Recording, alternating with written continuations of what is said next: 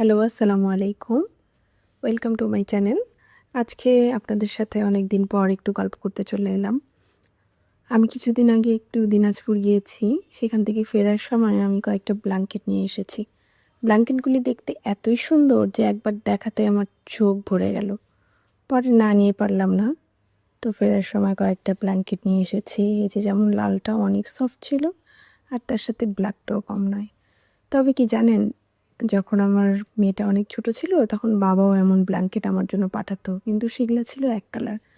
আর এখন কি যে সুন্দর সুন্দর ব্ল্যাঙ্কেট বের হয়েছে দিনাজপুরে, মানে একটার চেয়ে এক একটা সুন্দর। যেমন এই আকাশিটা, এর মাঝখানে ফুলগুলি দেখে মনে হচ্ছে শীতের ফুল পড়ে আছে, ঠিক শিউলি ফুলের মতো, যদিও কালারটা শিউলি ফুলের মতো নয়। তো মাঝে মাঝে মনে হয় বাবা মা থাকলে কতই না ভালো হয়। যেমন মা থাকলে মেয়ের অনেক খোঁজ খবর নেয়, আর মা মেয়ে একটা বন্ধুত্বর মতো করে ওঠে।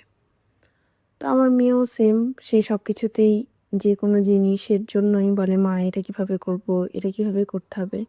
যেমন আজকে এই ভিডিওটা করছিলাম, তো এসে বললো মা আমি কম্বলগুলি একটু ভিডিও করি। তো ওকে দিলাম, আচ্ছা ঠিক আছে। তো বলছে এত সফট, এত সুন্দর। ও আরও কয়েকটা কম্বল নিয়ে আসতে চেয়েছিল।